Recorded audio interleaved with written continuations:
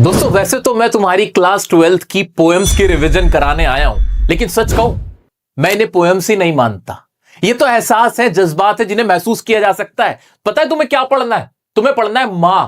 जब मां बूढ़ी होती है तो कैसा महसूस होता है, दुनिया में सुकून की क्या अहमियत है, खूबसूरती वाकई में क्या चीज है, या फिर शादी शादी एक औरत को कितना तोड़ देती है, और गरीबी गरीब इंसान को क्या से क्या दिखा देती है।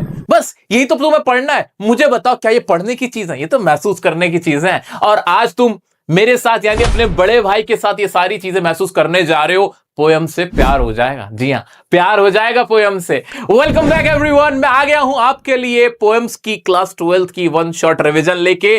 जैसा कि मैंने आपसे पहले भी बताया कि आपके फाइनल बोर्ड एग्जाम से पहले मैं आपकी कम से कम 5 इंग्लिश की रिवीजन करा दूंगा, और इंग्लिश में 80 में से 80 नंबर लाने के टारगेट को हम जरूर अचीव करेंगे। जल्दी से अपनी अटेंडेंस लगा दो, अपना नाम लिख दो और अपने साथ लिख दो 80/80, ताकि तुम्हें भी याद हो जाए कि यह है मेरा गोल, यह मुझे हासिल करना है। आइए शुरू करते हैं। दोस्तों आगे बढ़ने से पहले मैं आपको बता देना चाहता हूं कि मैंने ऑलरेडी आपकी फ्लेमिंगो की वन शॉट रिवीजन की वीडियो दे रखी है। विस्टास भी आपकी मैंने करा दी है अभी कुछ दिन पहले। ये जो हमने 5 टाइम्स रिवीजन प्लान स्टार्ट किया था ना, उसके अंडर मैंने तुम्हारी पहली रिवीजन कंप्लीट करा दी है। आपको नहीं पता था, जिनको नहीं पता था उनको बता देना, ये वीडियोस उनको शेयर कर देना। और ये वीडियोस देखने मैंडेटरी है, मस्ट है। ये तो देखने ही देखने हैं। ऐसा नहीं करना कि प्री बोर्ड हो गया तो नहीं देखूं। नहीं नहीं नहीं, हमारा टारगेट फाइनल क्या है? फाइनल बोर्ड एग्जाम, जिसमें 80 में से 80 लाने हैं। और वो ऐसे ही आएगा कि मैं तुम्हारी कम से कम 5 रिवीजन करा दूं। ठीक है, अब बढ़ते हैं हमारी आज की पोयम की पहली पोयम की तरफ। फर्स्ट पोयम है हमारी माय मदर एट 66, कि मेरी मां 60 साल की हो गई। यार आज आपकी मम्मी की उम्र होगी तकरीबन 40 इयर्स ओल्ड। आप 17-18 साल के होंगे, आपकी मम्मी की उम्र 40 के आसपास होगी सभी की। ठीक है, तो 35 to 40 में होगी। लेकिन एक बार इमेजिन करके देखो कि जब तुम्हारी मम्मा 60 इयर्स की हो जाएंगी, 70 इयर्स की हो जाएंगी, क्या वो वैसी ही दिखेंगी जैसी अब दिखती हैं? जरा जाके देखना किचन में कि मम्मी इस वक्त कैसी नजर आ रही हैं। अभी तो वो फिर भी हेल्दी लग रही हैं, उनकी स्किन भी टाइट है, उनका फेस अभी रेड दिख रहा है, कोई झुर्री नहीं है ना? लेकिन जब वो 60 साल की होंगी तब वो कैसी नजर आएंगी? तब उनके रिंकल्स आ जाएंगे, जो उनका फेस एकदम पेल हो जाएगा, फीका पड़ेगा, वेन होगा, एकदम जर्द कलर का हो जाएगा। वो जो खून था, अब जो चेहरे पे सुर्खियां टूटती थी, वो नहीं रहेंगी। अब वो बूढ़ी नजर आएंगी, भुजा भुजा सा चेहरा हो जाएगा जब वो 60-65 साल की हो जाएंगी। क्या ये सोच के तुम्हारे दिल में दर्द नहीं हो रहा? क्या सोच के तकलीफ महसूस नहीं हो रही? बिल्कुल यही तकलीफ है माय मदर एट 66 की। जो कमला दास, जो कि हमारी साउथ इंडियन राइटर हैं, वो भी सिर्फ अपना दर्द ही यहां पे बयां कर रही हैं, एक्सप्लेन कर रही हैं एक पोएम के थ्रू। क्या कहती हैं वो? आइए देखते हैं। वो कहती हैं, क्या कहती है हमारी कमला दास, कि driving from my parents home to Cochin last Friday, थोड़ा और बड़ा कर देता हूं, अब आपको अच्छे से नजर आएगा। Driving from my parents home to Cochin last Friday, के ड्राइव करते हुए कहां से? अपने पेरेंट्स के होम से कोचीन के लिए last Friday morning I saw my mother beside me. तो गाड़ी में जा रही हैं हमारी कमला दास, हमारी पोएट, बराबर में उनकी मां बैठी हुई हैं गाड़ी के अंदर, और वो एयरपोर्ट की तरफ निकल रही हैं। अब उनकी नजर अपनी मां पे पड़ती है। डोज, वो ऊंग रही हैं, ओपन माउथ का मुंह खुला हुआ है। Her face ashen like that of a corpse, और उनका चेहरा ऐसा हुआ है बिल्कुल जैसे कि मुर्दा, उनमें जान ही ना बची हो। And realize with the pain of a corpse, and realize with the pain that she was as old as she looked, but soon put that thought away. वो बिल्कुल बूढ़ी नजर आ रही हैं, लेकिन अपना दिमाग, अपना ध्यान इधर से हटाने के लिए, ताकि मैं इस दर्द से खुद को दूर कर पाऊं, क्या किया? क्या and looked away out at young trees sprinting, the merry children spilling. जो रास्ते में खिड़की से बाहर मुझे पेड़ नजर आ रहे थे, मैंने नजर हटाई अपनी मां से, और जो पेड़ थे मैं उनको देखने लगी। मैं उनको देखने लगी ताकि मेरा ध्यान हट जाए। मैं बच्चों को, स्पिल का मतलब क्या होता है? स्पिल का मतलब होता है निकल के आना। जो बच्चे निकल के आ रहे थे, मैंने उनकी तरफ नजर दौड़ाई। वो जो दौड़ रहे थे बच्चे, वो जो स्प्रिंटिंग हो रहे थे, ट्रीज, जो आगे बढ़ते हुए ट्रीज मुझे नजर आ रहे थे, मैंने उधर अपना ध्यान लगाया। Out of their homes but after the airport security check standing a few yards away. लेकिन जब जो एयरपोर्ट का सिक्योरिटी चेक हो गया था, उसके बाद कुछ दूर खड़े होते हुए मैंने क्या करा? I looked again at her, मैंने दोबारा अपनी मां को देखा। Wan pale as a late winter's moon, बिल्कुल पीली पड़ी हुई है, फीका कलर है, बिल्कुल चेहरे पे से रंगत उड़ी हुई है। जैसे कि कोई जो सर्दी का चांद होता है ना, सर्दियों में चांद बिल्कुल बुझा बुझा होता है, बिल्कुल वैसी वो नजर आ रही है। And felt that old familiar एक माई चाइल्डहुड फियर। अब मुझे पुराना मेरा जो दर्द था, जो मेरे बचपन का दर्द था, वो मुझे दोबारा से होने लगा। वो डर मुझे दोबारा से याद आ गया। वो डर था fear of losing my mother, अपनी मां को खो देने का डर। वो डर दोबारा से मुझे होने लगा इस उम्र में भी। But all I said was see you soon Amma. लेकिन मैं कुछ और नहीं कह पाई। मैं सिर्फ इतना कहा, अम्मा फिर मिलेंगे। And all I did was smile and smile and smile. Was she really smiling? No, not at all. She wasn't smiling, she was hiding her tears. वो अपने आंसुओं को रोक रही थी, अपनी तकलीफ को छुपा रही थी। वो मुस्कुरा नहीं रही थी। ऐसा क्यों कर रही थी? ताकि मां को दुख ना पहुंच जाए, कि मां देखेगी कि मेरी बेटी रो रही है, वो दुख में है, वो मुझे देखकर दुख में है कि मैं इतनी बूढ़ी नजर आ रही हूं, क्या पता मैं दोबारा उससे मिल पाऊं ना मिल पाऊं, तो कहीं कहीं वो मेरी मां को और दुख ना पहुंच जाए, इसलिए मुस्कुरा देती। एक झूठी सी मुस्कुराहट मुस्कुरा देती है। बस इतनी सी ही है। यही पोएम थी। बताओ ये क्या पोएम है? क्या ये पढ़ने की चीज है? ये तो एहसास है, जज्बात है। ये तुम्हारे साथ भी, मेरे साथ भी, सबके साथ है। और जिसने अपनी मां को खोया होगा वो तो इस वक्त रो रहा होगा, वो तो रो रही होगी इस वक्त। वो नहीं कंट्रोल कर पाया होगा, क्योंकि है इतनी ब्यूटीफुल एक्सप्लेनेशन, ये है इतनी प्यारी पोएम। बस यही है। पूछ ले भाई क्या पूछेगा, पूछ ले एग्जाम में क्या पूछेगा। ला हम बता देंगे इससे ज्यादा। हम भी अपनी मम्मा से इतना ही प्यार करते हैं, ऐसा ही तो है। आओ चलो देखते हैं क्या है इसके अंदर दोस्तों। ये तो थी पोएम, कमला दास इसकी राइटर है। एक बार कमेंट में लिख दो क्या हुआ। आप थोड़े आ जाओ, वापस आ जाओ, आ जाओ, आ जाओ, आ जाओ, कंट्रोल आ जाओ। अब कमेंट में एक बार लिख दो नाम, ताकि याद रहे। Kamala Das is writer of, is a poet of कौन सी किसकी? माय मदर एट 66 की। आ जाओ चलो, थोड़ा सा इसमें जो कॉमन लाइंस जो तुम्हें लर्न करनी, याद करनी, वो देख लो। Fear of losing one's mother, के अपनी मां को खोने का जो फियर होता है वो इसमें दिखाया गया है। मदर कैसी है? फ्रेजाइल। फ्रेजाइल मतलब मेरा बच्चा नाजुक। लिखो फ्रेजाइल, मेरा बच्चा, ये सब लिखो एक साथ। ओल्ड है, वेन एंड कॉप्स लाइक है, बिल्कुल ऐसी है जैसे मुर्दा हो गई हो। वेन पेल, पीली पड़ी हुई है, फीका रंग हुआ है। यंग ट्रीज स्प्रिंटिंग का मतलब हो गया years have passed। राइटर ने उधर क्यों देखा था? वो जो ट्रीज थे वो किसको दिखा रहे हैं? कि जो साल बीत गए उसको दिखा रहे हैं, ठीक है। और मेरी चिल्ड्रन किसको दिखा रहे हैं? वो दिखा रहे हैं यंग, यूथफुलनेस को, कि यंग है वो, और वहां उसकी जो मां थी वो बूढ़ी थी, तो ये दिखा रहे थे, ठीक है। आज और इसमें कुछ खास तो इतना है नहीं, बट मैं इसके तुम्हें पोएटिक डिवाइस करा देता हूं और जो इंपॉर्टेंट लाइंस पूछी जाती हैं वो बता देता हूं। आओ मेरा बच्चा, देखते हैं क्या है। हाँ जी, स्प्रिंटिंग ट्रीज किसको दिखा रहे हैं? यूथनेस को। ये तो पता ही है तुम्हें कि किसको दिखा रहे हैं? यूथफुलनेस को दिखा रहे हैं, जवानी को दिखा रहे हैं स्प्रिंटिंग ट्रीज, और जो यंग चिल्ड्रन थे वो, ठीक है। एलिट्रेशन इसमें क्या यूज किया? Poetic device. अब एलिट्रेशन क्या होता है, पर्सोनिफिकेशन क्या होता है, मैं इसकी एक सेपरेट पोएटिक डिवाइस की वीडियो तुम्हें दे दूंगा, और शायद मैं अभी दे चुका हूं अगर तुम ये बाद में देख रहे हो मेरा वीडियो, ठीक है। तो एक सेपरेट वीडियो हो जाएगी। अभी फिलहाल थोड़ा थोड़ा बताते हुए चलता हूं। एलिट्रेशन का मतलब होता है एक ही अक्षर बार बार रिपीट हो रहा हो, आवाज निकल रही है सेम। जैसे इसमें फा था, फा, इसमें क्या था? फा था, तो फा हो गया इसमें। आओ दिखा देते हैं।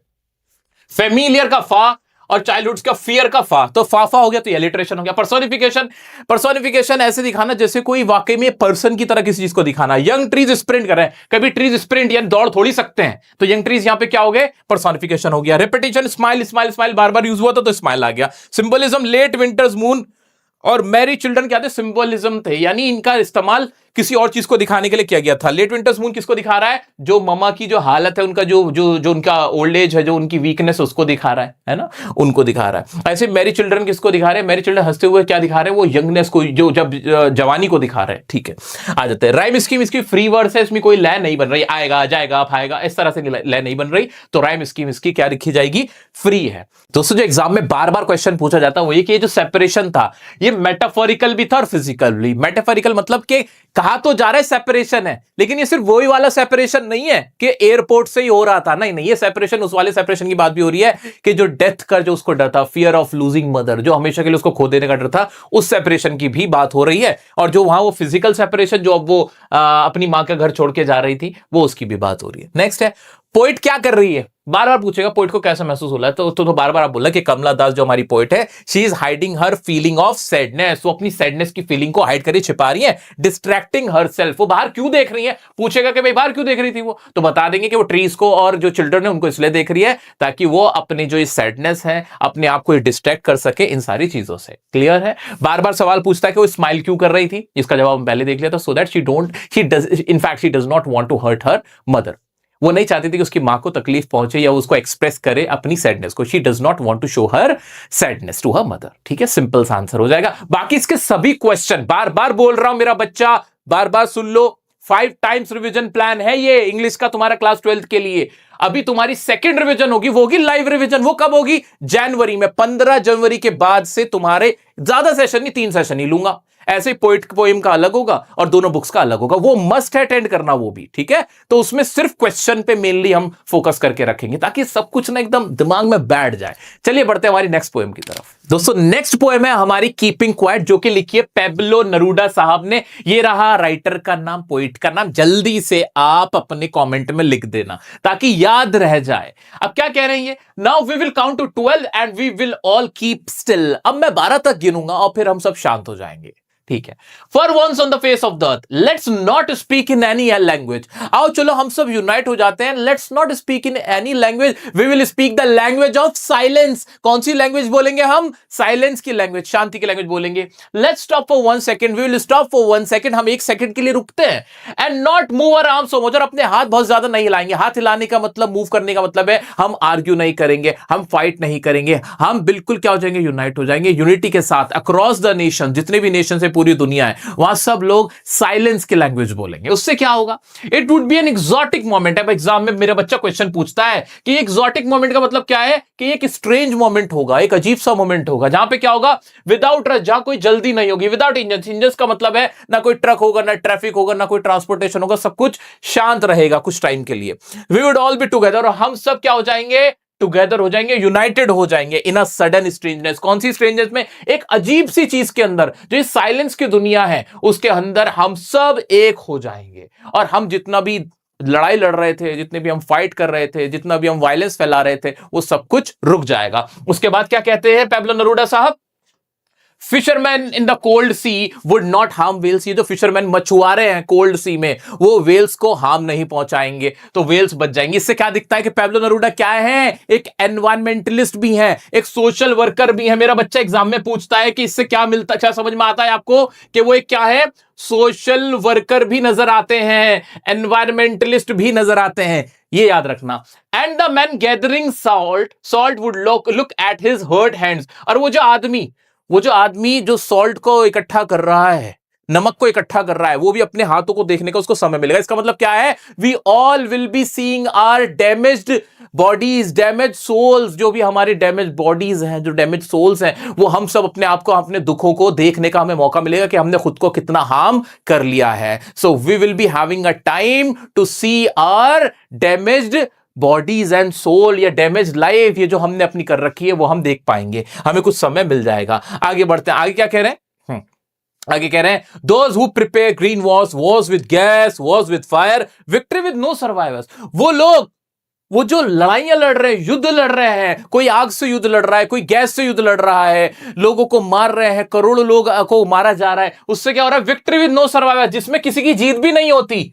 विक्ट्री विद नो सर्वाइवर का मतलब कि असल में जो हारती है वो क्या होती है? ह्यूमैनिटी। अल्टीमेटली ह्यूमैनिटी बीट होती है, ह्यूमैनिटी की हार होती है, डिफीट होती है। ठीक है, उसमें किसी की भी देश की जीत नहीं होती। Would put on clean clothes and walk about with their brothers. तो क्या करेंगे? जो लोग लड़ रहे हैं, जो सैनिक लड़ रहे हैं, एक दूसरे देश से लड़ाइयां हो रही हैं, उनको भी एक मौका मिलेगा कि वो क्या करेंगे? पुट ऑन न्यू क्लोथ्स, या क्लीन क्लोथ्स का मतलब कि एक न्यू बिगिनिंग वो भी शुरू करेंगे, एक नई शुरुआत करेंगे। Clean clothes and walk with about with their brothers. Brothers किसको बोल रहे हैं?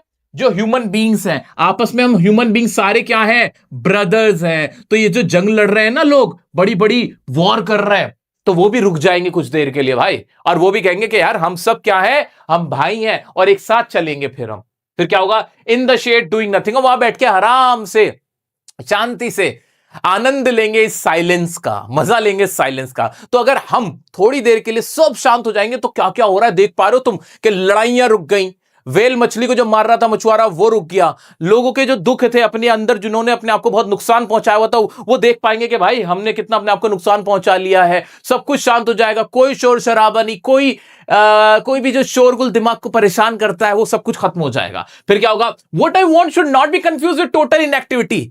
मेरा मतलब ये नहीं है कि बिल्कुल टोटल इनएक्टिविटी हो जाए, कि सब कुछ बंद ही हो जाए। Life is what it is about. I want no truck with death, if I were not so single minded about keeping our lives moving. अब इनका मतलब ये नहीं है कि ये एकदम ऐसी जिंदगी चाहते हैं, ऐसा वर्ल्ड चाहते हैं जब सब कुछ लाइफलेस हो जाए। नहीं नहीं नहीं, ये शांति चाहते हैं कि जो बुरी चीजें हैं वो रुक जाए। या यही कह रहे हैं कि अगर हम बहुत सिंगल माइंडेड ना हो, क्या कह रहे हैं, if we were not so single minded, अगर हम सिर्फ एक ही तरह से ना सोचें, अगर हम सब सिर्फ एक ही तरह से ना सोचें about keeping our life moving, कि जिस तरह से हम अपनी जिंदगी गुजार रहे हैं उसे अगर हम सिर्फ एक ही तरह से ना जिए, एंड फॉर वंस, और एक बार हम क्या करें, कुड डू नथिंग, और कुछ ना करें, perhaps a huge silence might interrupt this sadness. तो हो सकता है जो हमारे दिलों में उदासी घर कर गई है वो दूर हो जाए। लेकिन हम क्या कर रहे हैं, हम सिर्फ एक तरह से ही सोच रहे हैं, जिंदगी में चले चले जा रहे हैं, रुक नहीं रहे। तो अगर ये साइलेंस जो है, ये जो रुक जाएंगे, इससे हमें ये फायदा होगा कि हमारे अंदर का जो दुख है, दर्द है, जो सैडनेस हमारे अंदर है वो खत्म हो जाएगी, हो सकता है वो खत्म हो जाए। Okay, perhaps a huge silence might interrupt this sadness of never understanding ourselves end of threatening ourselves with death. वो जो हमारे अंदर सैडनेस है, किस चीज की सैडनेस, अब वो सैडनेस बताई इन्होंने, किस चीज की सैडनेस, सैडनेस वो कि हम अपने आप को ही पहचान नहीं पाते, अपने आप को ही नहीं समझ पाते, और जो हमें मौत का डर सताता रहता है वो शायद हमारे मन से दूर हो जाएगा। यहां बात किस चीज की हो रही है मेनली मेरा बच्चा, इंट्रोस्पेक्शन की। इंट्रोस्पेक्शन मतलब खुद का इंस्पेक्शन, खुद के बारे में जानना। हम कभी खुद के बारे में नहीं जान पाते, लेकिन जब हम थोड़ी देर के लिए सब शांत हो जाएंगे, so we will have the time to introspect ourselves, कि हम इंट्रोस्पेक्ट कर पाएंगे खुद को कि भाई हम क्या करना चाहते हैं लाइफ में, और जो फियर ऑफ डेथ है वो भी हमारे मन से निकल जाएगा। आगे क्या कहते हैं हमारे poet, perhaps the earth can teach us as when everything seems dead and later proves to be alive.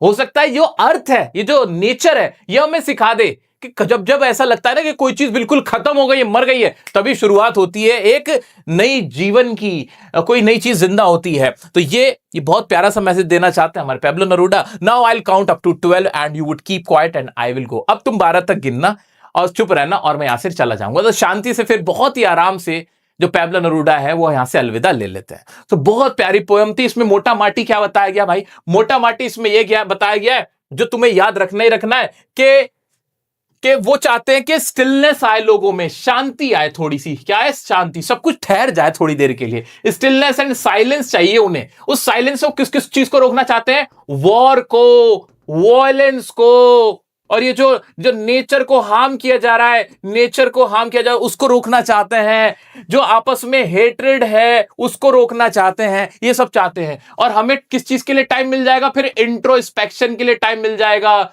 जो फियर है उसको, फियर ऑफ डेथ को दूर करने का टाइम मिल जाएगा। ये सब कुछ हमें मिल जाएगा। और वो कह रहे हैं कि जो नेचर है वो ऐसा ही है, नेचर भी साइलेंट रहता है और हमें बहुत कुछ सिखाता है। सो नेचर के बारे में भी उन्होंने इसका जिक्र किया है। इतना था और बहुत ज्यादा इसमें था नहीं। बाकी जो तुम्हें याद रखना है वो मैं बता देता हूं। उससे पहले मेरा बच्चा आ जाते हैं, इसकी कुछ इंपॉर्टेंट लाइंस जो तुम्हें एग्जाम में याद करनी ही करनी है वो देख लेते हैं। हाँ जी, तो क्या कह रहे हैं भाई साहब, ये आ जाइए देखते हैं।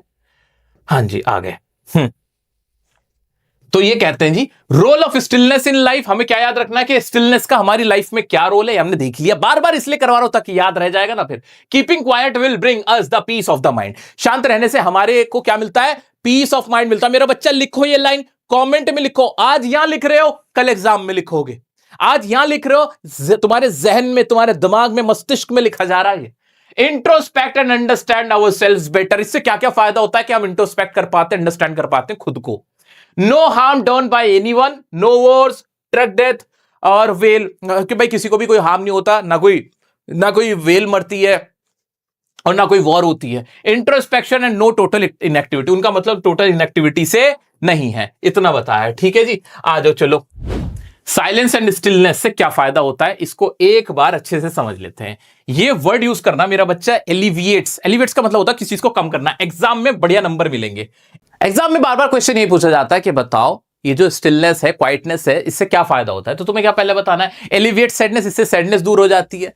दूसरा, ये थेरेप्यूटिक है, एक तरह की थेरेपी होती है। गिफ्ट ऑफ इनसाइट, इनसाइट मतलब अपने बारे में जानना, अपने स्टेट्स के हम कैसे हैं। एनालिसिस, सेल्फ एनालिसिस हो जाता है। इंट्रोस्पेक्शन हो जाएगा। Better and peaceful world, world कैसा हो जाएगा, बेटर हो जाएगा, पीसफुल हो जाएगा। सो ये अपने वर्ड्स में थोड़ा भी बना के लिखोगे हो जाएगा। आंसर बनाना कैसे, मैंने तुम्हारे लिए टॉनिक सीरीज बना रखी है, ये जरूर देखना मेरा बच्चा। How to write your own answer, ये वीडियोस, ये 3-4 वीडियोस ही हैं, इससे तुम्हें आंसर लिखने का तरीका आ जाएगा। इसके पोएटिक डिवाइस देख लेते हैं। हाँ जी, पोएटिक डिवाइस देख लेते हैं। तुम्हारे एलिट्रेशन, एलिट्रेशन इसमें क्या था, वाह वाह की आवाज आ रही थी, हाँ जी वाह वाह की आवाज आ रही थी, वाह वाह, ऐसे हर्ट हैंड्स में हा हा की आवाज है, तो तुम खुद भी देख सकते हो एलिट्रेशन और ये पोएटिक डिवाइस इजी हो गए। ऐसे फॉर्म में फा था और कौन सा था, फा फा फा, ऐसे सा बड़ा आसान था। तो ये हमारे इसमें क्या थे, एलिट्रेशन थे। रेपिटेशन, एक ही वर्ड बार बार कौन सा रिपीट हुआ था, विदाउट विदाउट विदाउट बार बार यूज हो गया था। सिंबलिज्म, ब्रदर ब्रदर्स किसको दिखा रहे हैं, ह्यूमन बींग्स को दिखा रहे हैं, ये इसके सिंबलिज्म हो गए थे। आज राइम स्कीम फ्री थी, इसमें बहुत ज्यादा एक रिले नहीं बन रही थी, ठीक है। बाकी ये सारी चीजें और अच्छे से हम हमारे लाइफ सिस्टम में, तो अभी शुरुआत है मेरा बच्चा, this is just the starting. इसके बाद देखना हम अभी 3-4 और बढ़िया रिवीजन करेंगे, देखना तुम औरों को भी पढ़ा पाओगे। अब बढ़ते हैं हमारे नेक्स्ट पोएम की तरफ। भाई ये वाली पोएम तो सच में मैंने दिल से फील किए, महसूस किए, तुम भी कर पाओगे, तुम भी कर पाओगे। जरा देखना कि कौन सी पोएम है, अ थिंग ऑफ ब्यूटी के। भाई ब्यूटी की क्या चीज है, ब्यूटी चीज क्या है भाई, ये सुंदरता है क्या वाकई में। ये लिखी किसने, एक रोमांटिक पोइट है जिनका नाम है जॉन कीट्स। लिख डालो, मैं अगर इनको पोइट्री की दुनिया का शाहरुख खान कहूं तो गलत नहीं होगा भाई। बहुत ही रोमांटिक आदमी है और बड़ी शानदार उन्होंने पोएम लिखी है। अब जैसे हम सुनते हैं कि थिंग ऑफ ब्यूटी, हमें लगता है सुंदरता, यानी कोई खूबसूरत लड़की या लड़के के बारे में बात हो रही होगी, है ना, ऐसा कुछ भी नहीं है। अब ये क्या कह रहे हैं कि वाकई में ब्यूटी क्या है, उससे पहले कुछ इंपॉर्टेंट वर्ड्स हैं जो तुम्हें इस पोएम को पढ़ने से पहले पता होने चाहिए। बावर बोलते हैं corner of a garden, garden का जो कॉर्नर होता है, एक कोना होता है, उसको बोलते हैं बावर। रेदिंग का मतलब माला बनाना, माला जो पिरोते हैं उसको बनाना। डिस्पॉन्डेंस मतलब बहुत ज्यादा निराशा में होना। डर्थ मतलब किसी चीज की कमी को बोलते हैं। ग्लूमी बहुत उदास। पॉल मतलब कवर को बोलते हैं, कवर जो ढक दिया जाता है ऊपर से। रिल्स मतलब जो कोई छोटी सी वो होती है ना, धारा, या कोई जो जो नदी नाली छोटी सी आती है ऊपर से निकलती हुई पहाड़ों पे से, उसको बोलते हैं धारा को रिल्स बोलते हैं। ग्रैंड्योर का मतलब शान, महिमा, भव्यता, उसको बोलते हैं ग्रैंड्योर, ठीक है। इमॉर्टल का मतलब जो अमर है। ब्रिंक मतलब किसी चीज के कगार पे। अब ये सारे वर्ड दोबारा से आएंगे और तुम्हें बताना होगा मुझे कि तुम्हें याद है कि नहीं। देख लिए, एक नजर मार ली। दोस्तों क्या कह रहे हैं जॉन कीट्स, देखना तुम जरा। अ thing of beauty is a joy for ever. ये जो थिंग ऑफ ब्यूटी है ना, वो जिंदगी भर का मजा है। इट्स लवलीनेस इंक्रीजेस, और इसका प्यारापन ना बढ़ता है। It will never pass into nothingness, और ये कभी खत्म नहीं होती, नथिंगनेस नहीं बनती। मतलब जैसे बाकी चीजें खत्म हो जाती है ना, ये खत्म नहीं होती। तो ये कौन सी खूबसूरत चीज की बात कर रहे हैं वो नहीं अभी बताया, वो अभी नीचे बताएंगे।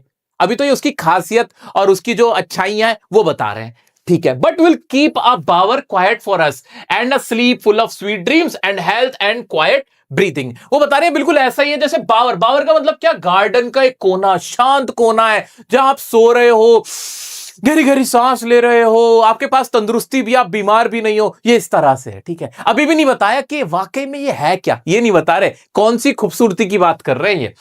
Full of sweet dreams, therefore इसीलिए on every morrow are we wreathing a flowery band to bind us to the अर्थ।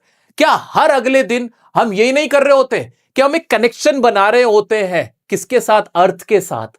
हम इस दुनिया में अपना जो कनेक्शन बना पाते हैं अर्थ के साथ, वो इसी की वजह से बना पाते हैं। वी आर बाइंडिंग, हम क्या है, हम उससे जुड़े हुए हैं, हमने उससे बंधे हुए हैं। बिल्कुल ऐसे जैसे कोई माला पिरो के रखता है, माला से बंध जाते हैं, ऐसे किस तरह से वो भी बताएंगे। ये हमने एक फ्लावरी बैंड बना रखा है जिसको, जो हमें बांध के रखता है, किससे बांध के रखता है, इस अर्थ से। ये ब्यूटी है जिसने हमें ऐसे बंधवा के रखा हुआ है। किस तरह से, अब देखते हैं। स्पाइट ऑफ डिस्पॉन्डेंस, डिस्पॉन्डेंस का मतलब हाँ उदासी के बावजूद भी, of the inhuman dearth, dearth मतलब क्या था, कमी। भाई लोगों में क्या है, नोबल नेचर नहीं है, बुरे लोग हैं इस दुनिया में, बहुत बुरे बुरे लोग हैं।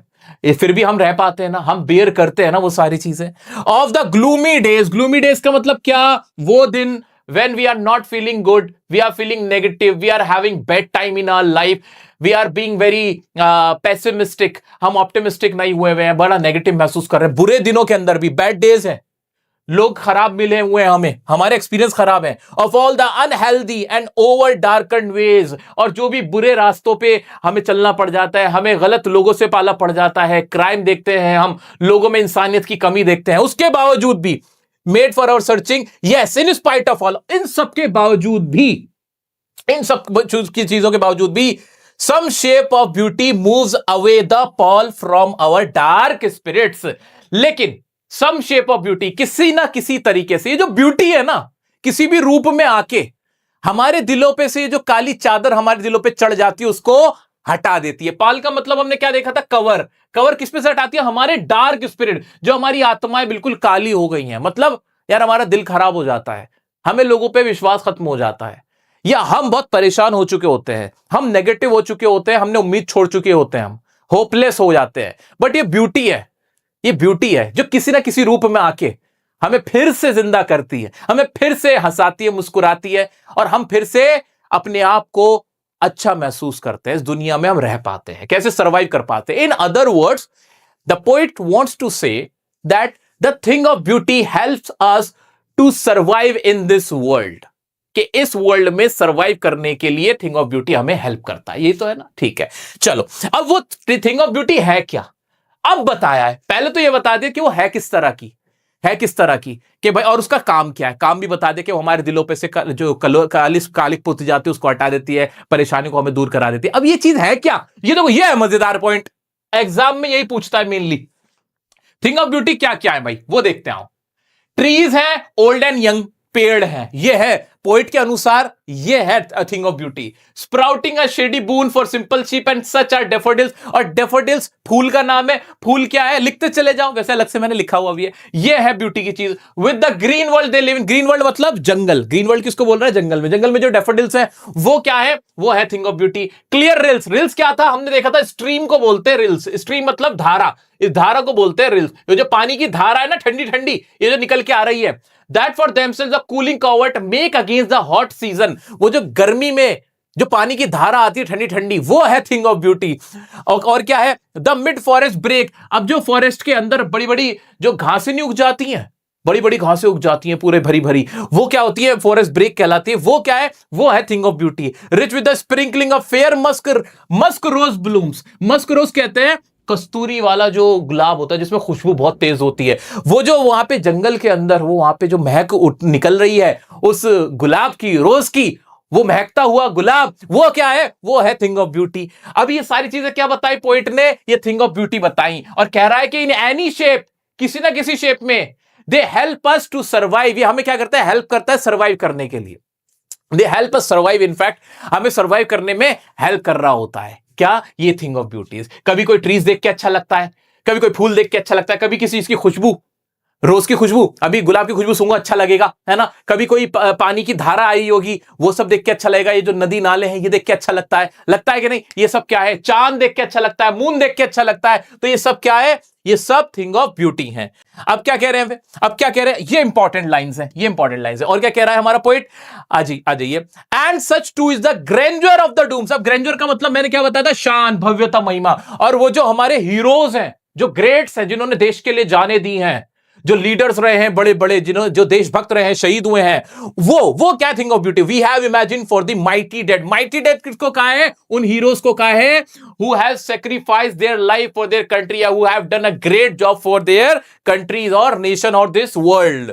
All lovely tales that we have heard, और उनके बारे में जो भी लवली टेल्स, जो कहानियां हम सुनते आए हैं उन ग्रेट्स और हीरोज के बारे में, वो सब क्या है, वो थिंग ऑफ ब्यूटी है। अब लास्ट में क्या कह रहे हैं हमारे poet, an endless fountain of immortal drink pouring unto us from the heavens bring। और ये सारी जो ब्यूटी है ना, ये एक एंडलेस फाउंटेन की तरह, ऐसा झरना है जो कभी खत्म नहीं होगा। दैट इज इमोर्टल, मोर्टल मतलब जो खत्म हो जाता है, और इमोर्टल जो कभी नहीं मरता, ये कभी खत्म नहीं होगा। दुनिया की खूबसूरती खत्म हो जाएगी, तुम आज इतने सुंदर हो, कल बूढ़े हो जाओगे, लेकिन ये वाली ब्यूटी कभी भी खत्म नहीं होगी, ठीक है ना। सलमान खान, शाहरुख खान कितने सुंदर हुआ करते थे, है ना। हीरोइनें कितनी सुंदर हुआ करती थी, हेमा मालिनी जी कितनी पहले अपने टाइम पे सुंदर, लेकिन बुढ़ापा आ जाता है, सब खत्म हो जाता है। यही तो होता है ना, ये तो सच्चाई है जीवन की। लेकिन ये वाली जो ब्यूटी है, ट्रीज, ये कभी ये खत्म नहीं होते। ये जितनी भी ब्यूटीज बताई हैं, सन मून आज भी वैसा ही है, वैसे का वैसा ही है, बदला नहीं है। कितनी ओजोन लेयर आ जाए, क्या ही फर्क पहनता है, ऐसा नहीं है। और ये कहां से आ रही है, बिल्कुल ऐसा आ रही है जैसे हेवंस के, यानी स्वर्ग के जो मुहाने से निकल के आ रही है, यानी जन्नत से, स्वर्ग से निकल के आ रही है। ये इस तरह की ब्यूटी है, जितनी भी ब्यूटी की हमने बातें की, यानी ये कभी भी खत्म नहीं होगी। दोस्तों बार बार पूछता है एग्जाम में कि बताओ माइटी डेड किसको कहा गया है, तो क्या नहीं बता सकते कौन है माइटी डेड, अभी बताओ कमेंट में। ऐसे कहेगा कि बताओ इसे इमोर्टल ड्रिंक क्यों कहा गया है, भाई हमें पता है, बिकॉज ये कभी भी खत्म नहीं होगा, it will not come to an end, ये कभी भी खत्म नहीं होगा, ये हमेशा चलता रहेगा, क्योंकि डायरेक्ट कहां से आ रहा है, हेवंस ब्रिंग्स आ रहा है। बताओ बताओ बताओ, जो ब्यूटीफुल चीजें किसको कहा गया, थिंग ऑफ ब्यूटी किसको बताया, तो ट्रीज, सबसे पहले तो सन, मून, ट्रीज, डेफोडिल्स, रोज, मस्क, उसको बोला गया। ये सारे क्या हमें नहीं पता, क्लियर रिल्स, ये सब नहीं पता। पता है सर, अब इसमें और क्या पूछ लेगा मेरा बच्चा, अगर कोई पूछेगा भी तो मैं बता देता हूं। इससे मजेदार पोएम नहीं हो सकती। और मैंने ना तुम्हें पूरा समझा दिया है, इसमें क्या ही छोड़ा हमने। एक बार कुछ एग्जाम की लाइन जो तुम्हें लिख के आनी है वो घोल के पिला देता हूं। थिंग ऑफ ब्यूटी क्या है? Constant source of Joy and pleasure. लिखते चले जाओ कमेंट में और अपनी कॉपी के अंदर भी। ये नेवर फेड्स, ये कभी फेड नहीं होता, हमेशा बढ़ती रहती है जो ब्यूटी होती है। Gives us piece and pleasant shelter, हमें पीस देती है, प्लेजेंट शेल्टर देती है। वी सफर फ्रॉम डिसअपॉइंटमेंट, हम किससे सफर करते हैं? डिसअपॉइंटमेंट से सफर करते हैं। हमें गुड ह्यूमन क्वालिटीज नहीं मिलती, हम वो ढूंढते रहते हैं। नोबल नेचर्स नहीं मिलते, अच्छे लोग नहीं मिलते, वो ढूंढते रहते हैं। Thing of beauty remove the curtain of darkness, जो डार्कनेस का कर्टन, जो जो जो कपड़ा होता है वो हमारे ऊपर से हटाती है। Sun, moon, tree, daffodils, flowing streams, musk rose flowers, ये सब क्या है? ये थिंग ऑफ ब्यूटी है। Stories of brave soldiers and our ancestors, वो क्या है? वो थिंग ऑफ ब्यूटी है। और beauty of earth is of divine origin and immortal, और ये सारी ब्यूटीफुल चीजें जिसका जिक्र किया गया है ये डिवाइन नेचर की होती हैं एंड दे आर इमोर्टल। मेरा बच्चा, सिर्फ ये लाइंस तुम्हारी बहुत हेल्प करेंगी एग्जाम में जब क्वेश्चन आएगा। एक्सट्रैक्ट बेस्ड क्वेश्चन में तो धूम मचा दोगे। अब इसके पोएटिक डिवाइस कुछ मैंने लिखाए हुए हैं, वो जरा एक बार देख लेना। पोएटिक डिवाइस देख लेना। हाँ जी, ये तो कराई दूंगा। पोएटिक डिवाइस, मैंने इसके पोएटिक डिवाइस नहीं लिखे हुए, इसमें अलग से थे ना, ये बीच में कट लग जाएगा, तुम मत कट करना। ये रहे पोएटिक डिवाइस, यहां लिखे हुए हैं मैंने, याद आ गया मुझे।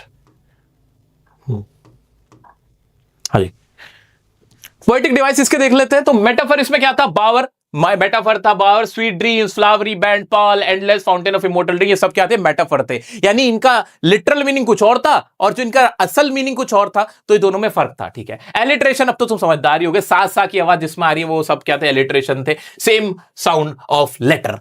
हाँ, इमेजरी, इमेजरी क्या थी इसमें? Flowery band, such the sun, the moon, ये सारी इमेजरी थी। पूरी पोएम ही क्या है? इमेजरी है। इमेजरी है, इमेजिन कराया जा रहा है, तुम्हारे दिमाग में ये सारी तस्वीरें बनाई जा रही हैं। ठीक है, इन्वर्जन्स क्या है? Are we reading? रेपिटेशन देख लो मेनली, और तो मुझे उम्मीद है कि तुम कर ही लोगे। बाकी राइम स्कीम तुम्हारे सामने, A B B C C D D, बहुत बड़ी पोएम, उस हिसाब से राइम स्कीम है। मैं इस पे अभी इतना ज्यादा ध्यान इसलिए नहीं दे रहा क्योंकि अभी मैं तुम्हें क्वेश्चन नहीं करा रहा।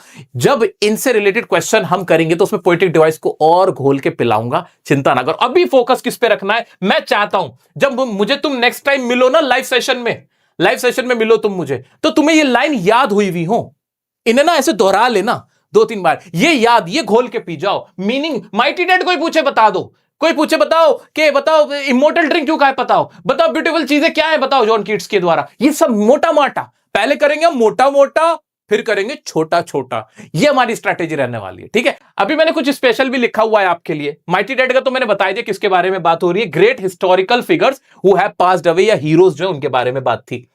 अब थिंग ऑफ ब्यूटी, अब एग्जाम में अगर लिखना हो थिंग ऑफ ब्यूटी क्या है, तो क्या है, क्या मिलता है उससे? हमें वार्मथ मिलती है, एनर्जी मिलती है, ब्यूटी मिलती है, वाइब्रेंस मिलती है, ऑप्टिमिज्म मिलता है, इट ब्रिंग्स जॉय, हमें मजे देती है, इट अपलिफ्ट आवर स्पिरिट्स, हमारी स्पिरिट को ऊपर करती है, सोलेस मिलते हैं। तो ये सारी चीजें आप इसके अंदर ऐड ऑन कर सकते हो, सिर्फ इस डायग्राम को देख लोगे तो भी तुम्हें याद रह जाएगा।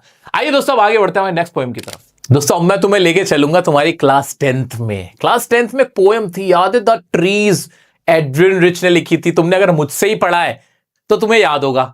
पढ़ा है क्या? एक बार कमेंट करके बताना जरूर। ठीक है, एड्रियन रिच की ही एक और पोएम जो कि 12th में अब हम पढ़ते हैं, वो कौन सी है? Aunt Jennifer's tigers. मैंने पहले ही बताया था कि एक फेमिनिस्ट पोइट है, औरतों के बारे में बात करते हैं, उन पे जो जुल्म होता है उसके ऊपर।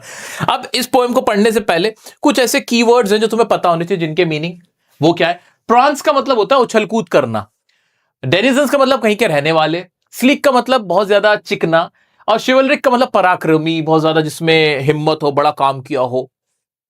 ऑर्डियल्स मतलब जो कठिनाइयां होती हैं जिंदगी की, उनको ऑर्डियल्स, आजमाइश जिसे लिखा हुआ है। फ्लटरिंग मतलब फड़फड़ाना, ऐसे हाथ फड़फड़ाना। और टोपाज का मतलब, वैसे तो पुखराज हिंदी में बोलते हैं, लेकिन एक तरह का एक ऐसा होता है चमकदार सा, लोग हाथों में पहनते हैं, मोती जैसा होता है ना, पुखराज जिसे बोलते हैं वो। ठीक है, अब वो प्रेशियस स्टोन, एक तरह का पत्थर जिसे कहते हैं। अब वो किस तरह कलर का होता है? पीले, तेज पीले कलर का होता है। ये याद रखना, ये याद रखना। अब पढ़ते हैं हमारी पोएम। मैं चाहता हूं तुम रटो मत कुछ, पोएट्री देख के तुम्हें भी समझ में आए कि हाँ इसका मीनिंग क्या निकल रहा है। भाई साहब आ जाओ, चलो देखते हैं क्या कह रही है आंट जेनिफर्स टाइगर्स में हमारी एड्रियन रिच। एड्रियन रिच क्या कह रही है, ये देखते हैं।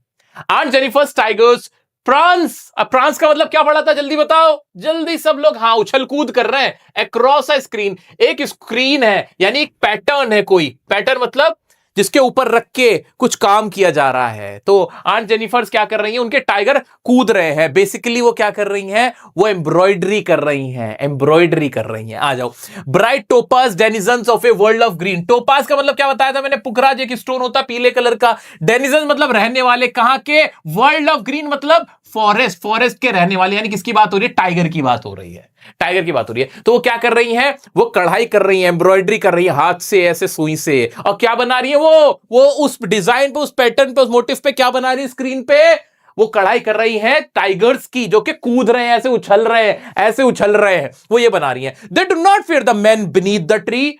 वो जो उनके टाइगर्स, उनको आदमी से डर नहीं है, मैन का कोई डर नहीं है कि कोई पेड़ के पीछे मैन छुपा हुआ है, पेड़ के नीचे। They pace in sleek chivalric certainty। वो तेज दौड़े चले जा रहे हैं, बिल्कुल बिना किसी डर के और किसी खौफ के। आगे बढ़ते हैं। अब आंट जेनिफर क्या कर रहे हैं, अब उनकी हालत के बारे में बात हुई। ये तो वो क्या एम्ब्रॉयडर कर रही है उनके बारे में। अब उनकी क्या हालत है, aunt Jennifer fingers fluttering through her wool. उनकी जो फिंगर है वो फ्लटर कर रही है, that means she is weak. वो बहुत वीक हो चुकी हैं, वो बहुत वीक हो चुकी हैं, वीकनेस उनके अंदर। Find even the ivory needle hard to peel, hard to pull. यहां तक के वो जो नीडल है ना, वो भी उनसे नहीं उठ रही है, वो भी उसका बोझ भी उनसे वो ठीक से होल्ड नहीं कर पानी, वो इतनी कमजोर हो गई है। The massive weight of uncle's wedding band. अब एग्जाम का क्वेश्चन और इस पोएम का सबसे इंपॉर्टेंट पार्ट, कि जो अंकल ने जो उनके वेडिंग रिंग पहनाई थी, उसका जो मैसिव मतलब बहुत बड़ा जो मैसिव वेट है, वो उनसे उठाया नहीं जा रहा, इसलिए उनका हाथ ऐसे कांप रहा है, कमजोर हो गया। अब ऐसा क्यों होगा, इतनी भारी रिंग होगी क्या, 100 किलो की रिंग है क्या, 10 किलो की रिंग है, कितनी, क्या हाथ ऐसे यूं गिर रहा है, नहीं नहीं नहीं नहीं, ये वो वेट है जो इमोशनल वेट है। here the weight means weight refers to emotional weight. वो जो इमोशनल जो इमोशनल टॉर्चर उन्होंने झेला है, वो जो इमोशनल जितनी तकलीफें उन्होंने झेली हैं, ये उसके बारे में, उस वेट की बात कर रहे हैं, वो वाला weight. Sits heavily upon Aunt Jennifer's hand. वो उनके हाथ पे बहुत ज्यादा है। वो जो शादी का जो तकलीफों का जो ऑर्डियल्स उन्होंने फेस किया, ऑर्डियल्स मतलब हाँ, दुख तकलीफें जो उन्होंने फेस की हैं, वो सारी कठिनाइयों का बोझ वो है बहुत ज्यादा। आ जाते हैं दोस्तों, शादी करना तो आसान होता है, शादी करना तो आसान है, शादी निभाना मुश्किल काम है, एक औरत के लिए खास तौर से, क्योंकि औरत को मर्द डोमिनेट करता है पेट्रियार्कल सोसाइटी में। लेकिन हाँ, हर तरह के लोग हैं, आज के समय में तो मर्द भी परेशान होते हैं कई जगह पे, लेकिन ये उस पुराने समय की बात है जब ज्यादातर औरतों पे ही जुल्म किया जाता था, अत्याचार किया जाता था। व्हेन आंट इज डेड, जब आंटी मर जाएंगी तब क्या होगा, हर टेरिफाइड, उनके जो डरे हुए जो हैंड्स है, डर वाले, यानी अंकल का डोमिनेशन है, अंकल से डरती हैं वो, hands will lie still ring with ordeals she was mastered by. तब भी ना उनके हाथ से वो रिंग नहीं निकलेगी, वो जो बोझ है शादी का वो नहीं खत्म होगा, वो तब भी वहीं रहेगा। मतलब ये उनकी मौत तक उनके साथ रहेगा। जो भी वो डोमिनेशन झेल रही हैं, ऑर्डियल झेल रही हैं, वो सारे उनकी परेशानियां खत्म नहीं होने वाली हैं। जो अंकल उन पे डोमिनेट करते हैं, उनको सप्रेस करते हैं, उनके ड्रीम्स को कुचलते हैं, क्रश करते हैं, वो सारा टॉर्चर उनके साथ मरते दम तक रहेगा। The tigers in the panel that she made will go on prancing, proud and unafraid। लेकिन उनके जो सोच है, जो उनके टाइगर्स हैं, टाइगर्स यहां पे क्या है, वो आंटी की सोच को दिखा रहे हैं। दे आर द थॉट्स, ये उनके थॉट्स हैं, विचार हैं। लेकिन वो जो उनके टाइगर्स हैं, उनके मरने के बाद भी वो ऐसे ही तेज दौड़ते रहेंगे, प्राउड के साथ, बिना डरे हुए।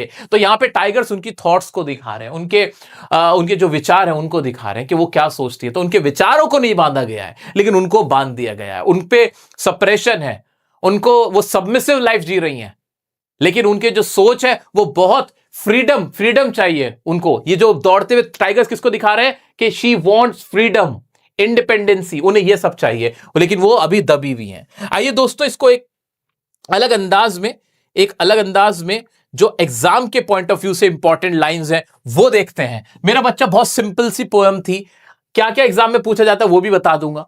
aren't embroidering a motif या डिजाइन या pattern. Energetic fearless tigers moving freely. Energetic tigers, ये हमने सब कुछ देखा हुआ था कि वो क्या कर रहे हैं, मूव कर रहे हैं, दौड़ रहे हैं बहुत freely. Living life of submissiveness. Submissiveness important word. मेरा बच्चा एक बार सब कमेंट में लिखो कि aunt Jennifer is living a life of submissiveness. Submissiveness का मतलब ये होता है दबी हुई जिंदगी. किसी के आगे ऐसे पूरा आपने कह दिया कि भाई मैं तेरा ही हो गया, जो करना है कर ले मेरे साथ. बिल्कुल हथियार डाल दिए, दबा दिया गया आपको. सबमिसिवनेस वाली जिंदगी जी रहे हैं. Her fingers tremble as she embroiders. उनकी उंगलियां कांप रही हैं. Wedding ring reminds her the dominance of her husband. जो वेडिंग रिंग है वो किस चीज की याद दिलाता है? Dominance of her husband. ये लाइन याद कर लो, घोल के पी जाओ. एग्जाम में क्वेश्चन आएगा कि why the emotional weight of the ring, in fact why the weight of the ring is so massive. जो रिंग का जो वेट है वो इतना मैसिव क्यों है? Because it reminds of her dominance, of the dominance of her husband. वो उनके हस्बैंड के डोमिनेंस को रिमाइंड कराता है. ऑन हर डेथ, और जब वो मर जाएंगी, the ring will remain on her finger. उनके फिंगर में रहेगी. Tigers continue to move around freely forever. तो ये इंपॉर्टेंट इसकी एक्सप्लेनेशन थी, एग्जाम इंपॉर्टेंट लाइंस थी जो तुम्हें याद रहेंगी. बार बार एग्जाम में जो इसका क्वेश्चन बनता है मेरा बच्चा, वो यही बनता है कि इमोशनल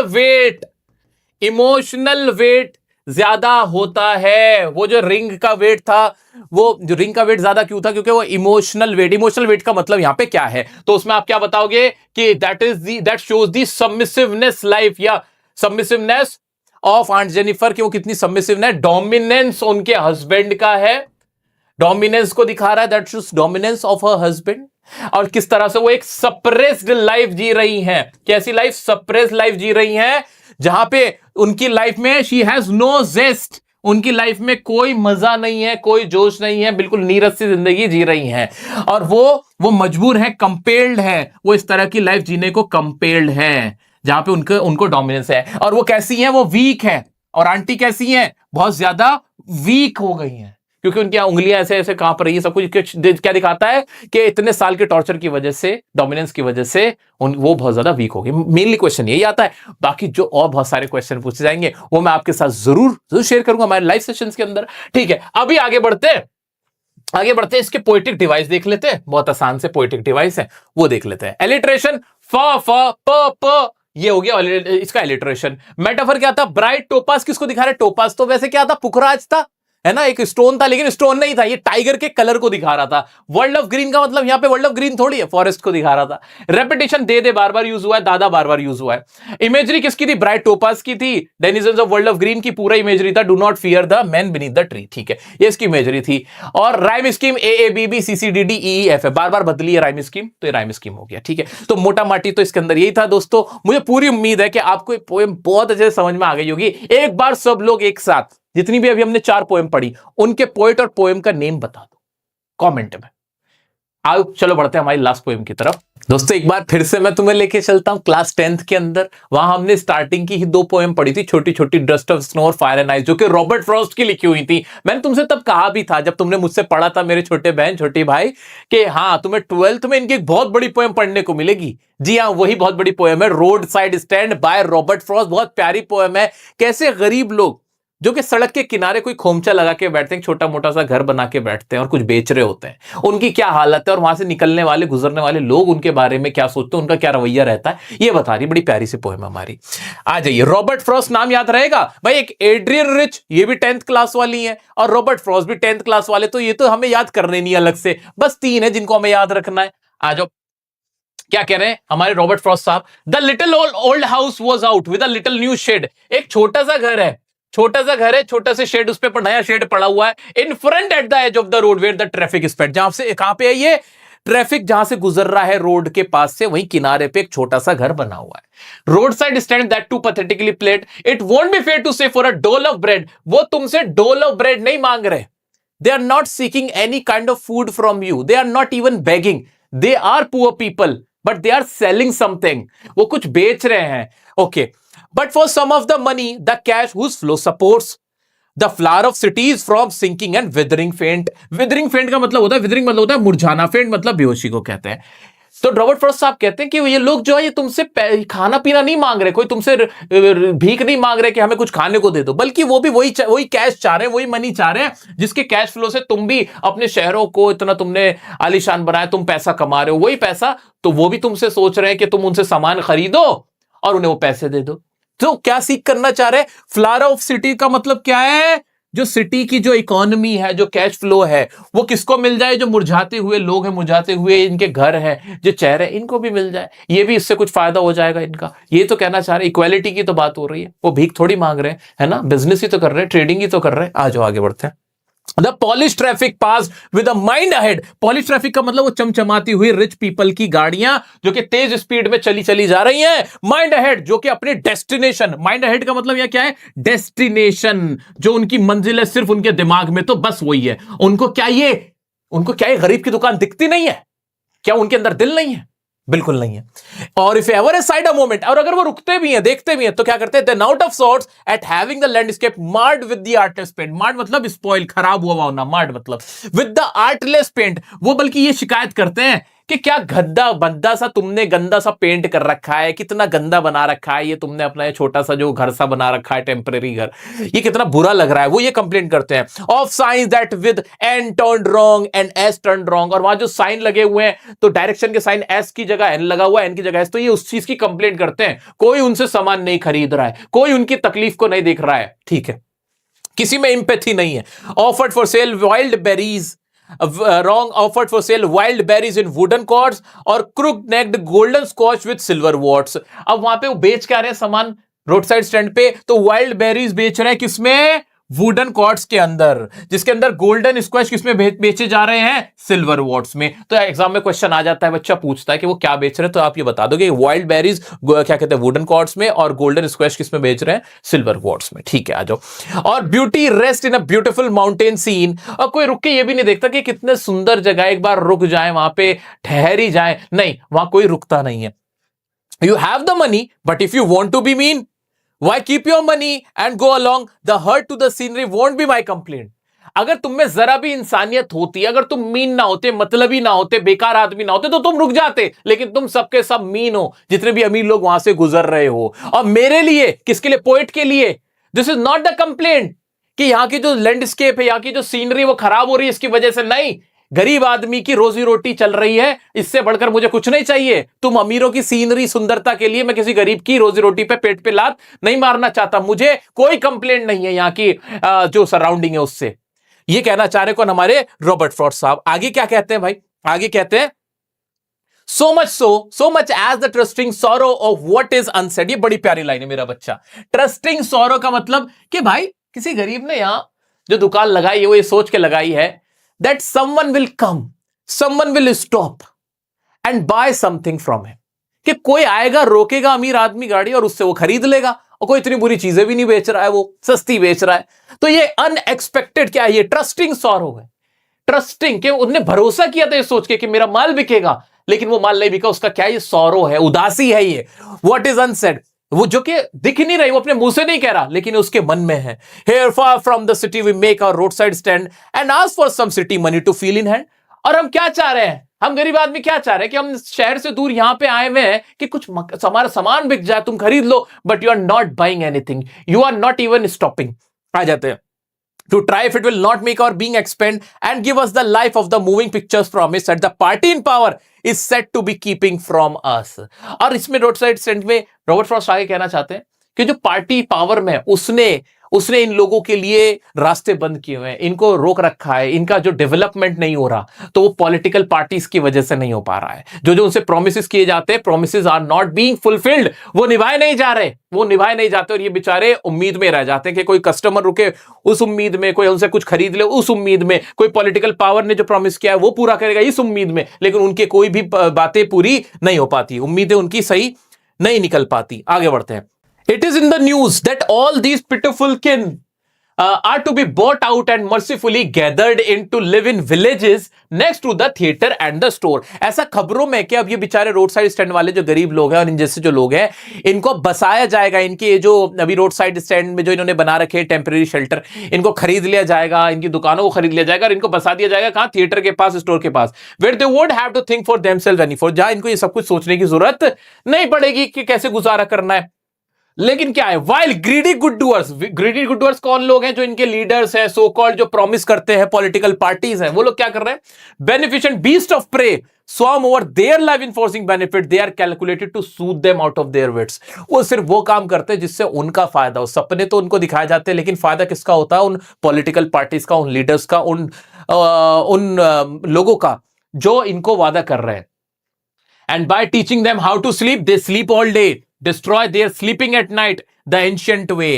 और वो क्या करते हैं? वो इनसे वादा करते हैं कि अब तुम्हें सुकून की नींद मिलेगी, चैन की सांस मिलेगी, लेकिन असल में वो चैन की सांस सोते हैं, चैन की नींद सोते हैं, और इनको कोई भी बेनिफिट नहीं मिलता। इनको आज भी वही जो बरसों से चली आई जिंदगी, इनकी आज भी जिंदगी वैसी ही रहेगी और वैसी ही चलती आ रही है। सो ये सारी बातें कौन कर रहे हैं? हमारे रॉबर्ट फ्रॉस्ट साहब कह रहे हैं कि पॉलिटिकल पार्टीज जो भी हैं, ये जितने भी लोग रिस्पॉन्सिबल हैं इन लोगों की इस हालत के लिए, उसके बारे में बात कर रहे हैं। आगे बढ़ते हैं, आगे क्या कह रहे हैं? Sometimes I feel myself I can hardly bear the thought of so much childish longing in vain. Writer कहते हैं, पोइट कहते हैं कि कभी कभी तो यार मेरे से बर्दाश्त नहीं होता कि इन लोगों की उम्मीद कैसे बर्बाद हो जाती है। कैसे ये लोग, जो फार्मर्स लोग हैं, जो गरीब लोग हैं, रोड साइड स्टैंड पे जो बैठे हुए हैं, जो सामान बेच रहे हैं, इन्हें उम्मीद होती है कि गाड़ियां रुकेंगी, उनसे सामान खरीदेंगी, लेकिन ऐसा नहीं होता है। ये देख के ना राइटर का बड़ा दिल दुखता है। यहाँ पे चाइल्डिश लॉन्गिंग इन वेन किसकी जा रही है? वो जो फार्मर्स हैं, वो जो सेलर्स हैं, वो जो ये उम्मीद लगा के बैठे कि कोई रुकेगा। लॉन्गिंग का मतलब क्या होता है मेरा बच्चा? डिजायर, ख्वाहिश, जो उनकी ख्वाहिश है कि ऐसी इच्छा है कि ऐसा हो जाए, लेकिन ऐसा नहीं होता। कैसे? द सैडनेस दैट लर्क्स मतलब होता है घात लगा के बैठना, near the open window there. अब वो क्या है? उन्होंने अपनी खिड़की खोल लेते हैं, जैसे कोई आ रहा होता है तो खिड़की खोल के देखते रहते कि अब ये रुकेगा। That waits all in almost open prayer. पूरे दिन ऐसे ही वो खिड़की खोल के बैठे रहते कि कोई आएगा, रुकेगा, सामान खरीदेगा, जैसे कोई प्रार्थना कर रहे हो कि यार, दुआ कर रहे हो कि यार कोई आ जाए। ये देख के राइटर का बड़ा दिल दुखता है। Of all the thousand selfish cars, for the squeal of brakes, the sound of a stopping car, of all the thousand selfish cars that pass. जैसे ही गाड़ी का ब्रेक लगता है, आवाज आती है, साउंड आता है कि हाँ कोई गाड़ी आई है, तो उनको लगता है कि कोई हमसे सामान खरीदना आएगा। लेकिन ये जो सेल्फिश कार्स हैं, सेल्फिश कार्स का मतलब यहां पे है the selfish people who do not buy anything from roadside stand and from the farmers, and they have nothing to do with their lives. उनकी बात हो रही, the city people, the rich people, okay? अब वो क्या करते हैं? वो रुकते तो है, उनकी गाड़ियां रुकती तो है, लेकिन क्यों रुकती है? Just want to inquire what the farmers prices are. वो रुकते भी तो पूछते हैं, भाई कितने का दिया है? अरे तुम अमीर लोग हो, तुम्हें भी यहाँ पे रेट पूछने, इतने सस्ते दामों में ये बेच रहे, तुम तब भी रेट पूछ रहे हो। और दूसरा क्या करता है? One did stop, but only to plow up grass in using the yard to back and turn around. और कुछ रुकते भी है तो क्या करने के लिए? अपनी जो गाड़ी को रिवर्स करने के लिए, वो घास हटवाने के लिए, पीछे दिखवाने के लिए, ये करने के लिए रुकते हैं, लेकिन कोई इनसे सामान नहीं खरीदता है। And another to ask the way to where it was bound. और कुछ लोग रास्ता पता करने के लिए इनसे रुकते हैं, लेकिन कोई इनसे सामान नहीं खरीद रहा है। अब आगे बढ़ते हैं, क्या कह रही है? And another to ask could they sell it a gallon of gas? They couldn't this costly, they had none, didn't see. कुछ लोग कहते हैं कि तुम्हारे पास गैस है, फ्यूल है। अब ये वाली बात जब कोई पूछते हैं तो इस पे राइटर को, हमारे पोइट को बल्कि गुस्सा भी आ रहा है। क्या तुम्हें दिखता नहीं, ये लोग इतने गरीब हैं, इनके पास कहां होंगे इतनी महंगी चीजें? गैस लेके थोड़ी बैठे होंगे, गैलन ऑफ गैस इनके पास होगा क्या? इस तरह की बातें। यहाँ पे गैस का मतलब हो सकता है पेट्रोल के लिए भी कह रहे हो, इसकी जो रेफर कर रहा हूं, क्योंकि गाड़ियों में पेट्रोल वगैरह डलता है तो उसकी बात होती है, डीजल वगैरह डलता है, ठीक है। तो यहाँ पे ये सारी चीजें थोड़ी लेके बैठा है एक फार्मर, तो यहां पे इसको गुस्सा भी आता है कि लोग ये तक सवाल पूछते हैं लेकिन सामान नहीं खरीदते। No in country money the country scale of gain, the requisite lift of spirit has never been found. भाई कंट्री के पास इतने रिसोर्सेज नहीं है जो कि इन गरीबों का, इन फार्मर्स का अपलिफ्टमेंट कर सके। तो अब राइटर क्या चाहता है? राइटर कहता है, और so the voice of the country seems to complain, I can't help owning the great relief it would B. तो राइटर कहता है कि यार मुझे लगता है कि सबसे बढ़िया तो ये हो कि to put this people at one stroke out of their pain, कि इनको एक झटके में कोई ऐसा सोल्यूशन हो जिससे इनको एक झटके में इनकी प्रॉब्लम से निकाल दिया जाए। एंड द नेक्स्ट डे, लेकिन अगले ही दिन, as I come back into the scene का मतलब जब उसे होश आता है, मतलब वो रियलिस्टिक होके बात करता है, तो वो कहता है, I wonder how I should like you to come to me and offer to put me gently out of my pain. Writer कहता है लेकिन ये सब कुछ पॉसिबल नहीं है, एक झटके में इनका निवारण नहीं हो सकता। इसको कुछ दूसरी तरीके से ऐसे देख सकते हैं कि राइटर यहाँ पे गुस्से में भी कह रहा है, वो कह रहा है कि मैं चाहता हूं इनके एक झटके में इलाज कर दो ना, अमीर लोग जो एक झटके में कर दो, इनको मार दो, खत्म कर दो। लेकिन फिर वो सोचता है कि यार ये मैं कह तो रहा हूं, लेकिन ये बात, ये प्रस्ताव कोई किसी के आगे कैसे रख सकता है कि किसी को खत्म कर दो। इसकी दूसरा एक मीनिंग ये निकल सकता है। सो दोस्तों, ये एक बहुत बड़ी पोएम थी, रोड साइड स्टैंड। अब मेरा बच्चा, तुम लोग मेरे अपने हो, मेरे सगे वाले हो, तो मैं तुम्हें बता देता हूं, एग्जाम में अगर इस पे से क्वेश्चन आए इसमें से क्वेश्चन आए तो कोशिश ये करना कि तुम इसे चॉइस में रखना, क्योंकि एग्जाम में चॉइस में क्वेश्चन आएगा, या तो इस पोएम से करना होगा या किसी और से। तो बाकी की जो चार है वो ज्यादा इजी है, छोटी है, मजेदार है, सिंपल है। ये थोड़ी सी बड़ी भी है, मुश्किल सी भी है, तो इसमें तुम फंस ना जाओ। अगर कहीं लगे ना कि यार ये क्वेश्चन थोड़ा सा अटपटा सा लग रहा है, तो इसे छोड़ना, चॉइस में इसे छोड़ना, ठीक है। ये मेरी तुम्हारे लिए अलग से एडवाइस है। और तुम्हें अपना लॉन्ग आंसर या कोई भी आंसर लिखना कैसे, इंग्लिश में आंसर कैसे लिखना है, मैंने तुम्हारे लिए टॉनिक सीरीज बनाई हुई है, 3-4 वीडियोस है, वो जरूर देखो भाई, वो मैंडेटरी है। कहां देखना है सर यूट्यूब पे जाना है और कुछ नहीं करना। यूट्यूब पे जाना है, ये रहा चैनल हमारा, इसमें यहां प्लेलिस्ट में जाना, और प्लेलिस्ट में तुम्हें यहां टॉनिक सीरीज नजर आ जाएगी। ये रही भाई tonic series English 25-26 for all levels. ये बहुत इंपॉर्टेंट है कि कैसे वर्ड्स को आपको पिरोना है, ये जरूर देखते हुए चलना, साइड बाय साइड अपने देखते हुए चलो, ताकि तुम्हारी इंग्लिश में मैक्सिमम मार्क्स आए। सीयूईटी में भी तुम्हें इससे बहुत हेल्प मिलने वाली है, और सीयूईटी भी मैं ही पढ़ाऊंगा बाय द वे। अब कोई डाउट आता है तुम इंस्टाग्राम पे मुझसे कनेक्ट हो सकते हो। और ये रिविजन सीरीज छोड़नी नहीं है, कसम खा के रखनी है। अभी आज हमारी फर्स्ट रिवीजन कंप्लीट हुई तुम्हारी क्लास 12th की इंग्लिश की, जिसमें हमने फ्लेमिंगो भी करी, हमने विस्टास भी कर ली, और ये इसकी पोएम्स भी कर ली। अब मिलेंगे हम, बीच में तुम्हारे फेवरेट वीडियोस में डालता रहूंगा जो भी तुम्हें जरूरत पड़ती रहेगी, जैसे कि इंडिगो चैप्टर की वीडियो आएगी, अभी एक अलग सेपरेट वीडियो डालूंगा, जो भी तुम कहोगे मैं तुम्हारे लिए लाऊंगा। इन्विटेशन रिप्लाई की, ग्रामर, जो भी तुम राइटिंग जिसे बोलते हो, उसके ऊपर भी वीडियोस आएंगे, डोंट वरी, उसकी टेंशन नहीं है। लेकिन ये जो सीरीज चल रही है उसमें जो अब दूसरी लाइव रिविजन होगी, जिसमें क्वेश्चंस की प्रैक्टिस कर रहे होंगे, वो जैन में होगी। तैयार रहना, ठीक है। तुम्हें कोई भी डाउट आ रहा है, कुछ भी आ रहा है, मुझे इंस्टाग्राम पूछ सकते हो, यहां पूछ सकते हो। वीडियो को लाइक नहीं किया तो अपना प्यार जरूर देना। Thank you so much for watching, love you all, bye bye.